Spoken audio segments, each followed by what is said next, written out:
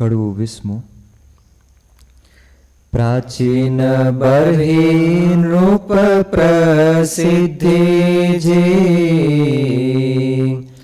જેણે યજ્ઞ કર્યા બહુવિધિ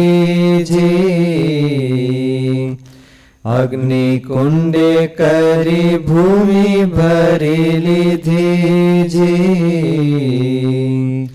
ન મળી યજ્ઞ જાગ ત્યારે અરજી કીધી અરજી કીધી અધિપતિ સુણી આવ્યા નારદ સોયા ભલો ભલો તું ભૂપતિ તુજ જેવો નરેશન કોયા ભરી જગને ભૂમિકા તેમાં હોવા પશુ હજાર તે રાટ જુએ છે સ્વર્ગમાહી તને તેમજ કરવા ત્યાર કે છે અસમર્થ જાણી અમને એને જોડે તે લીધો જીવ અર્થ સાર્યો આપણો એને કાપી અમારી ગ્રીવ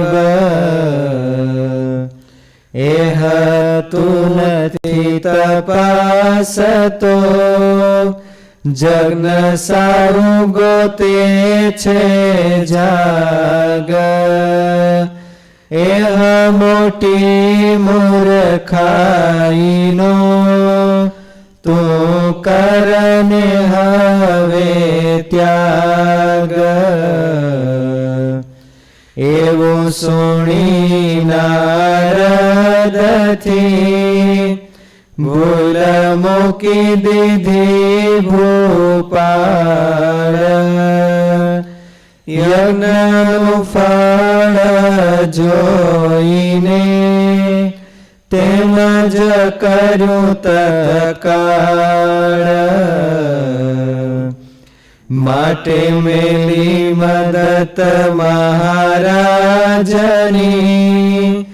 જાણે નિજ કર્તવ્યનું જોર જેમ લાગે માલ નહીં જેવા શિયાળ બગામણા બોર. આ શિયાળીઓ તો બહુ બુદ્ધિશાળી કહેવાય તો કેમ છેતરાઈ જતું છે?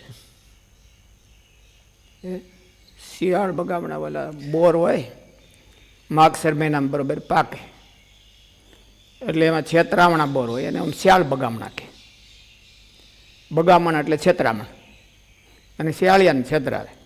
રાતે શિયાળિયા હુકો લાળી કરવા આવે પછી એને ક્યાંક ખાવા જોઈએ ને એટલે આ બોર ખાવા જાય તો એને એમ જાણે કે હારા લાલ બોર છે એ ખાવ એટલે હોય એ કાચા પાકેલા ન હોય.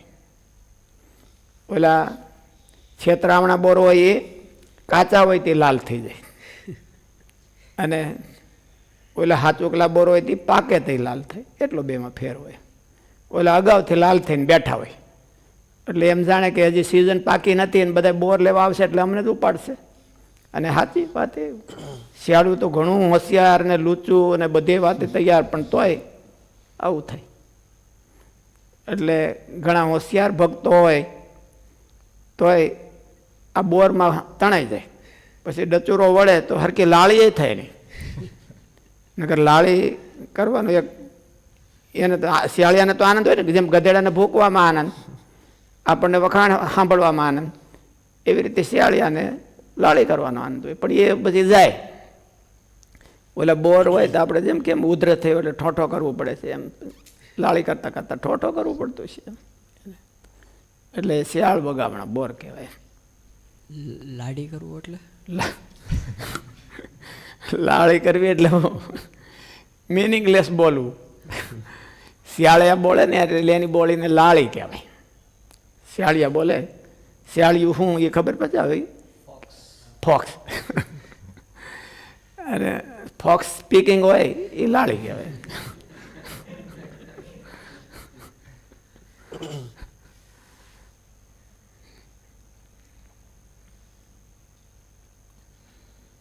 માટે મેલી મદત મહારાજની, જાણે નિજ કર્તવ્યનું જોર. જેમ લાગે લાલ માલ નહીં, જેવા શિયાળ બગામણા બોર.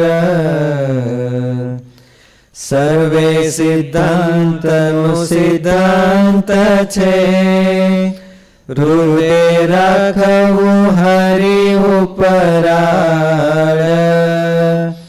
નિષ્કુળાનંદ એ હવારતા, છે સુખદાયી સદાકાળ. ઉપરાળ એટલે શું? રાખવું હરિનું ઉપરાળ એટલે ભગવાનનું બળ રાખવું. ગ્રેટિટ્યૂડ. બળ એટલે ગ્રેટિટ્યૂડ. ભગવાનનો આભાર માનવો. આપણને કાંઈ ભગવાને સુખી કર્યા હોય કે કાંઈ સદગુણ આપ્યા હોય તો ભગવાનનો આભાર માનવો. બહુ અહંકાર કરવો નહીં. ભગવાનનો આભાર માની અને એને ઓફર કરવા કે અમારા ગુણનો ઉપયોગ કરો મહારાજ. ભલા થઈને અમને પ્લેટફોર્મ આપો કે અમારા ગુણનો ઉપયોગ થાય, તો એને આશરો કર્યો કહેવાય. નકરો અભિમાન કરે તો એને આશરો કર્યો કહેવાય. ઉપરાળ રાખવું એટલે ભગવાનનો ગ્રેટિટ્યૂડ રાખવું, ભગવાનનો આભાર માનવો.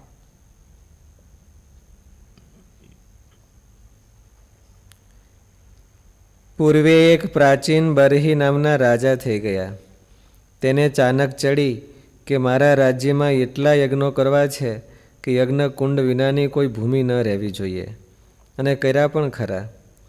જ્યારે યજ્ઞકુંડ વિનાની ભૂમિ ન રહી ત્યારે ભગવાનને પ્રાર્થના કરી, મહારાજ મને યજ્ઞ કરવા નવી ભૂમિ આપો. તેમની પાસે એવી અરજી સાંભળી નારદજી ત્યાં આ પધાર્યા. પૃથ્વી નહીં, હવે બીજી આપો. આ તો બધી સર થઈ ગઈ છે. તેમની ભગવાન પાસે એવી અરજી સાંભળી નારદજી ત્યાં પધાર્યા. નારદજી રાજાનો અહંભાવ જોઈને અંતરથી જરા કુરાજી થઈને કહેવા લાગ્યા, મહારાજા તમને ધન્ય છે. તમારા જેટલા યજ્ઞો આ પૃથ્વીમાં કોઈએ કર્યા નથી. તમારા જેવો ભૂપતિ આ પૃથ્વી ઉપર કોઈ છે નહીં. પરંતુ તમે આ હિંસાપૂર્ણ યજ્ઞો કરીને જે પશુઓને કાપ્યા છે તે સ્વર્ગમાં સજાવેલા કુહાડા લઈને તમને તેવી જ રીતે અને તેટલી વાર કાપવા દાંત કટકટાવી રહ્યા છે. વાટ જોઈને હરીફાઈ કરી રહ્યા છે કે રાજા સ્વર્ગમાં આવે તો પહેલો હું તેને કાપીશ, તો બીજો કહે પહેલાં હું તેને કાપીશ. કારણ કે મને કાપતી વખતે તેના અહંકારની આંધીમાં અમારા ઉપર દયા બિલકુલ ભૂલી ગયો હતો અને ઘાતકી રીતે અમને કાપ્યા હતા. માટે હવે તેને એમ જ કાપવા તૈયાર થયા છે. એ વાતનો તપાસ કર્યા વિના મૂર્ખાઈપૂર્વક તું જગ્યાની માગણી કરે છે, માટે મૂર્ખાઈનો ત્યાગ કર. નારદજીએ પોતાના યોગ બળથી તે બધાને કુહાડા લઈને ઊભેલા બતાવ્યા. ત્યારે નારદજીના પગમાં પડીને તે રાજાએ ભૂલનો ત્યાગ કરી દીધો. યજ્ઞનું ફળ આવું મળવાનું હોય તો તેવા યજ્ઞનો ત્યાગ કરી દીધો. માટે પોતાના સાધનનું અતિ જોર દેખાડવું નહીં અને સમજવું પણ નહીં. શિયાળ બગામણા બોર દેખાવામાં પાકેલા બોર જેવા પ્રથમથી જ લાલ હોય. રાત્રે ચંદ્રના અજવાળામાં શિયાળ લુચ્ચું છે તો પણ છેતરાઈને પાકા જાણીને ખાઈ લે, પછી ડચુરો વળે અને પેટમાં પીડાય. તેમ પ્રથમ જાણી જોઈને ભૂલ કરીને પોતાની જ પેટ પીડા પોતે ન ઊભી કરવી. એક જ વાત છે કે જેટલું થાય તેટલું ભગવાનને રાજી કરવા કરવું. અને પછી ભગવાનના બિરુદનો મનમાં મહાવિશ્વાસ કરીને ભગવાનનો આશ્રય કરવો, પ્રાર્થના કરવી. ભગવાન સારાવાના કરી આપે છે.